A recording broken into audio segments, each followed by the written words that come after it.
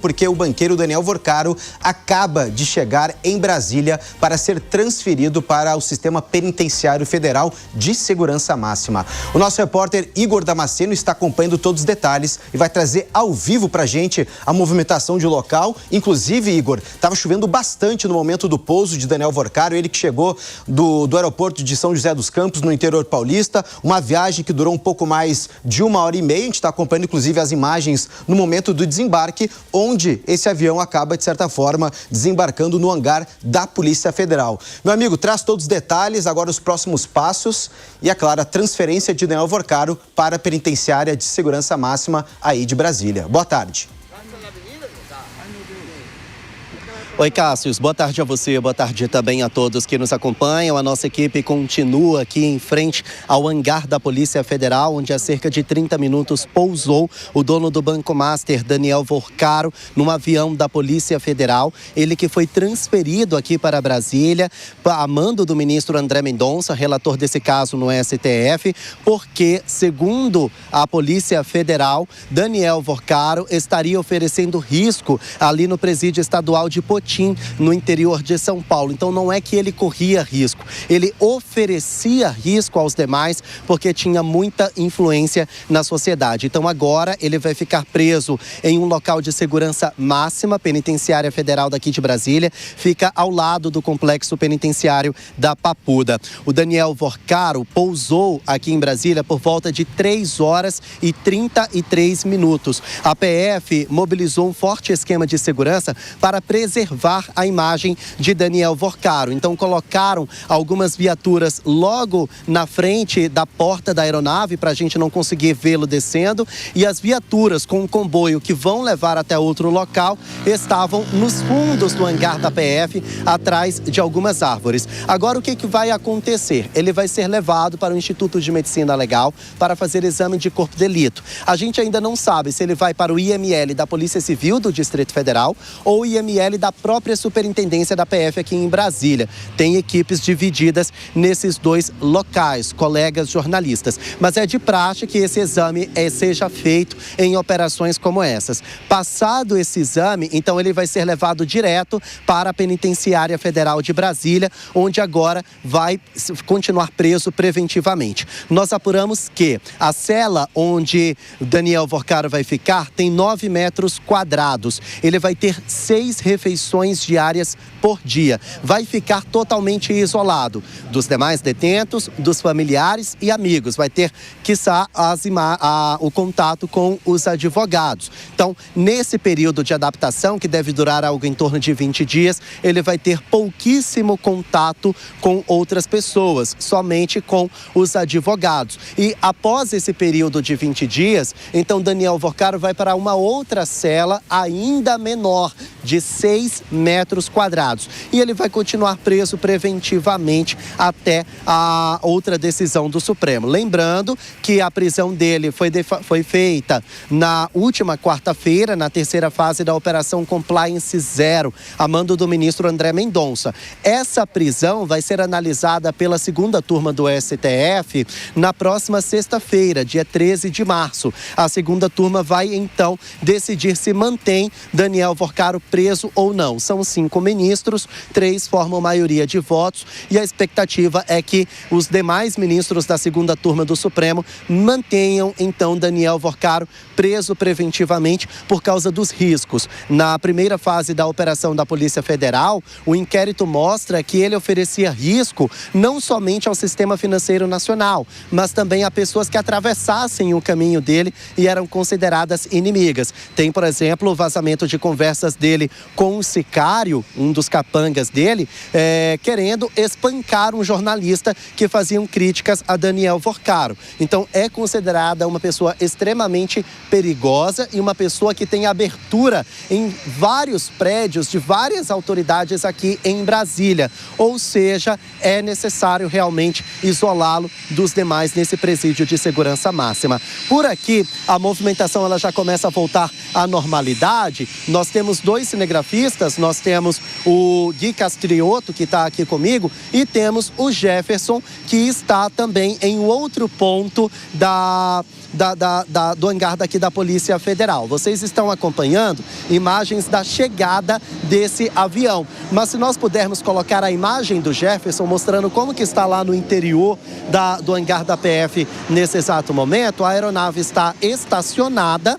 Essa aeronave foi a que trouxe, então, Daniel Vorcaro de Potim, no interior de São Paulo, aqui para Brasília. Ela já está estacionada, Daniel Vorcaro já desceu dela, saiu pelos fundos e entrou numa viatura. Tem viatura da Polícia Federal e tem viatura da Polícia Penal nesse comboio que faz o trajeto até o IML. Eu vou devolver aí para você, Cássius, mas qualquer novidade eu te aciono, porque tem muita movimentação. A gente ainda deve registrar a saída dele do IML para próximo ao Complexo Penitenciário da Papuda, onde fica a Penitenciária Federal de Brasília. Voltamos ao estúdio.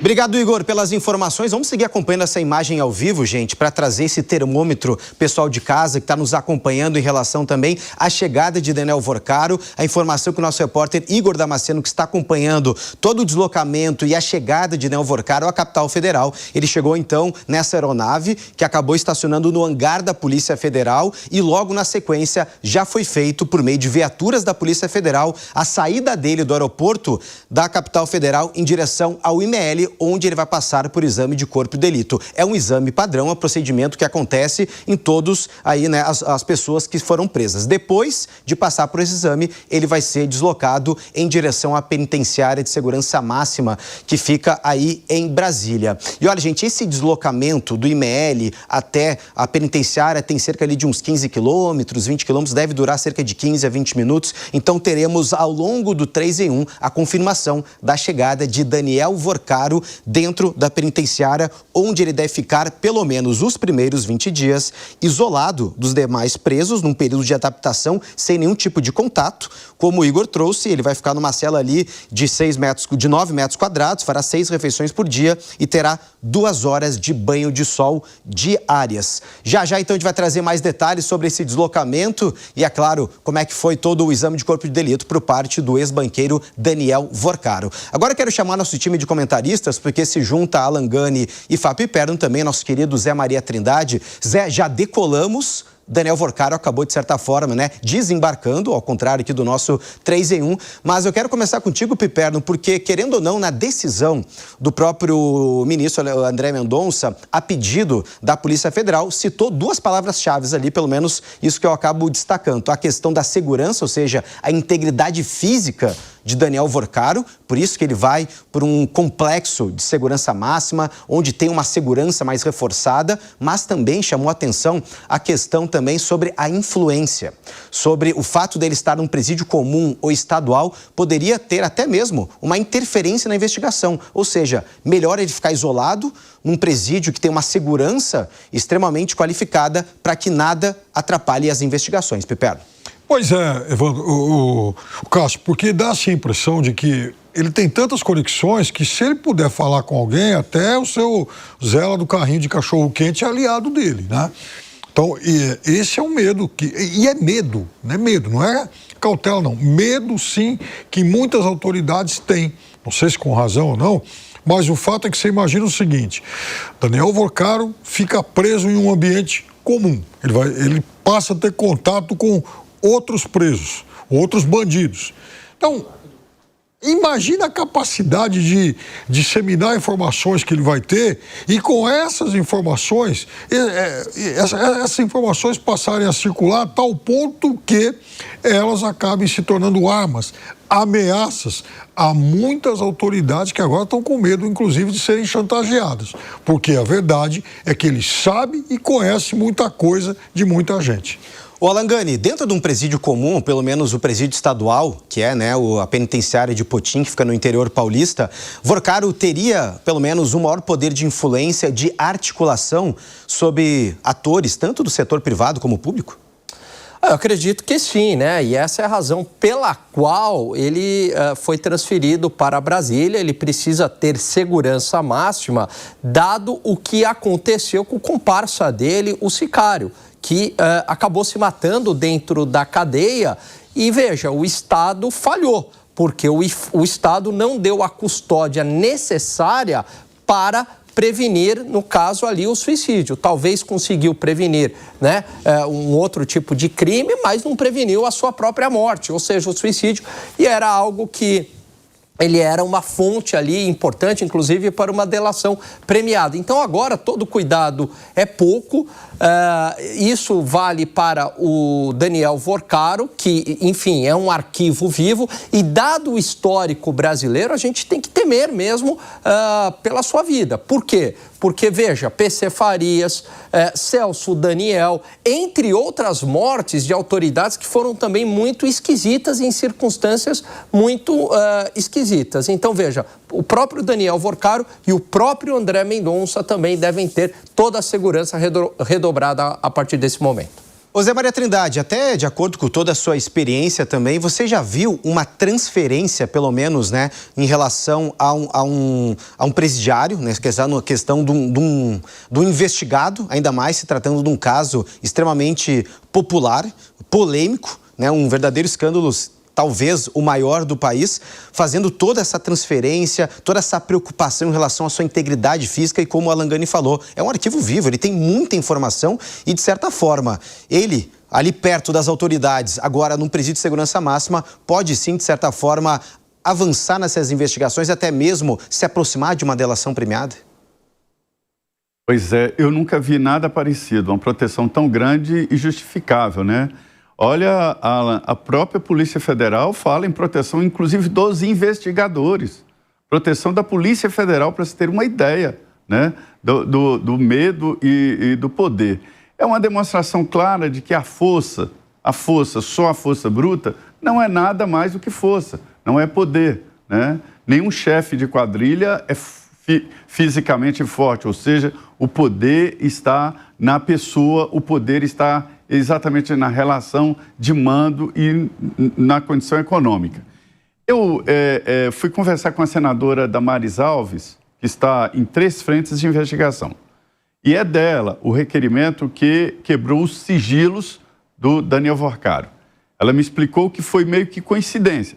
Incluíram a quebra de todos os sigilos que ela pediu, né? E aí entrou o sigilo bancário, fiscal e telemático. Essa palavra telemático, ela me explicou que abre tudo, né? O sigilo de WhatsApp, de e-mail e de Instagram, de absolutamente tudo. E foi isso que mostrou ali as entranhas e a personalidade desta quadrilha chefiada por Daniel Vorcaro, né? É interessantíssimo de que ele fala tudo para a namorada, né? Não se sabe se tudo que ele falou é verdade, que pode ser um falastrão, pode ser um querendo aparecer para a namorada, dizendo que tem contatos, né? Mas alguns dos encontros que ele narra para a namorada já foram confirmados, que realmente aconteceram, né? O que está acontecendo neste momento? A República está paralisada, se quedou ali, aguardando as investigações. Aqui todo mundo está com medo do que vai acontecer, de tão geral que é a influência do Daniel Vorcaro. Há uma desconfiança também que um playboy, como estão chamando aqui, como a Damares chama o Vorcaro, né? Um playboy como ele, que anda em orgias, anda em festas, avião para lá e para cá, não tem uma inteligência de empresário, que ele não seria o dono do banco. Ela desconfia que existe outro dono por fora e teria colocado ele, como ele disse, olha, mexer nesse negócio de banco é uma máfia, não sai mais, né? E ela tem as indicações de que outra pessoa estaria por fora sendo o gestor, o administrador desse banco, porque o playboy, né, do Vorcaro não teria condições para fazer isso. Mas, de qualquer maneira, ele sabe de tudo. Ele é uma bomba atômica humana, né? Então tem que ser protegido. Essa penitenciária aqui de Brasília, o Papudão, não é a Papuda, né, onde ficam os presos tradicionais. E nem a Papudinha, que é um pelotão da Polícia Militar, onde está Jair Bolsonaro, Anderson Torres e outros, né? E essa é uma penitenciária federal, né, muito segura. Lá está o Marcola, o Fuminho e outros grandes líderes de facções criminosas. Ele vai ficar numa cela isolada, os contatos são através de uma grade, sem passar de bilhetinho, contato com advogado, filmado, gravado, ou seja, ele está isolado mesmo nessa penitenciária federal. É como um forte, ela é muito grande, toda pintada de preto, que fica numa região muito afastada de Brasília, no complexo da Papuda. Então lá ele estará isolado e certamente ele vai pedir para fazer a delação premiada. O que eu acho difícil é aceitar, porque se ele não indicar pessoas bem acima dele, se houver uma força-tarefa para se apropriar desta delação, fica muito difícil, porque dar uma dispensa nele e colocar o Vorcaro na rua, o preço de imagem é muito caro, né? Exatamente, Zé. Inclusive, até para quem não conhece Brasília, o Papudão, como o Zé falou, a penitenciária de segurança máxima, ela fica praticamente ali atrás ali do aeroporto. É claro que tem que fazer toda uma volta ali, um balão por meio, né, de toda ali a asa sul. Isso acaba demorando e levando cerca de uns 15, 20 quilômetros, mas fica quase praticamente nos fundos do aeroporto internacional de Brasília. Meus amigos, é claro que essa questão da delação premiada é muito importante, porque se esperava, pelo menos, né, que caso ele fosse para um presídio estadual, um presídio comum, ficasse em condições um pouco mais adversas e que ele não está acostumado devido à sua vida e seu estilo de vida de luxo, ele poderia, de certa forma, querer uma delação premiada para conseguir alguns efeitos suspensivos ou pelo menos uma redução de pena, pelo menos 2/3, se ele trouxesse informações novas que ajudassem nessa investigação. Agora, com essa transferência e pelas características dessa penitenciária que o Zé falou, que cada preso fica numa cela de forma isolada, com 6 refeições por dia, onde ele não tem contato com outros detentos, isso também pode acelerar esse processo de delação. A grande questão é o que ele vai entregar para a Polícia Federal, ou o que ele tem de informação que a Polícia Federal ainda não conseguiu acessar por meio do seu telefone, por meio das mensagens, de documentos. Porque a polícia tem muita coisa que está sendo descoberta, tem muita coisa ainda que não veio à tona, inclusive nomes de outras autoridades, de poderes, né, de parlamentares, enfim, ou até mesmo de outros agentes políticos que atuam nos 3 poderes. Então ele tem que dar nomes, inclusive, como o Zé falou muito bem, alguém que está acima, alguém que, de certa forma, chefia, alguém que está ao lado dele, no topo da montanha, para que, sim, essa delação ganhe cada vez mais força, Piperno. Bom, eu tenho diariamente, né, buscado uma série de informações sobre isso e tenho recorrido a muitos arquivos.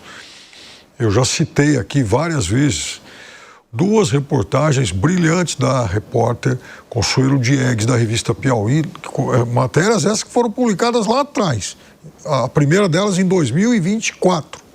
E aí hoje eu busquei mais uma, publicada em maio do ano passado, portanto, 10 meses atrás. E por que eu estou citando isso? Porque no dia 5 de março de 2023, portanto, exatamente 3 anos atrás, um personagem do mercado financeiro, né, um investidor chamado Vladimir Timerman, tem uma empresa que atua na Faria Lima, uma empresa importante. É uma empresa que também faz uma série de negócios, estava muito incomodado com essa expansão injustificada e desmesurada do Master e desconfiando muito. E aí, então, ele entregou ao Banco Central um alentado calhamaço com muitas informações que embasavam críticas e desconfianças, no mínimo, muito substanciais e importantes. Isso, veja, a gente está falando de 5 de março de 2023. O Banco Master, ele nasce em 2019. Ele era Banco Máximo. Aí ele vira Banco Master, quando Daniel Vorcaro compra a operação e tal, e é o momento em que ele entra no jogo. Esses 4 anos, ele passa o Banco Master, que era um emissor de aproximadamente 2,5 bilhões em CDBs, terminou 2024 com uma carteira de mais de 50. E banco bom aí, inclusive da Faria Lima, vendendo aí os papéis deles. Muito bem. A reportagem aponta uma reunião que Daniel Vorcaro compareceu ao Banco Central no finalzinho de 24, chamado por Roberto Campos Neto, que aí, a partir de 1.235 suspeitas e alertas e tal, resolveu chamá-lo para, de novo, tentar enquadrá-lo. E, de novo, não aconteceu nada. Então, veja, essa história, ela começou muito lá atrás. houve, no mínimo, muita negligência ou, pelo menos, lentidão nessas investigações. Esse negócio foi virando uma bola de neve porque a coisa não foi estancada lá atrás. Então, esse personagem, por exemplo, esse Vladimir Tima, ele poderia ser chamado para depois falar o que o senhor levantou na época? Qual o conteúdo lá do papelório que o senhor entregou? E, por acaso, as suspeitas que o senhor levou ao Banco Central foram investigadas? Bom, gente, claro que a gente vai seguir acompanhando todos os detalhes, o passo a passo da chegada de Daniel Vorcaro lá em Brasília. Ele chegou por volta das 3h30 da tarde no Aeroporto Internacional da Capital Federal. Já foi deslocado para o IML, onde neste momento ele está fazendo exames de corpo de delito para, na sequência, ser transferido para a Penitenciária Federal de Segurança Máxima, lá conhecida como o Papudão. Qualquer novidade em relação a esse deslocamento, a transferência de Vorcaro, a gente volta a trazer em primeira mão aqui no nosso 3 em 1.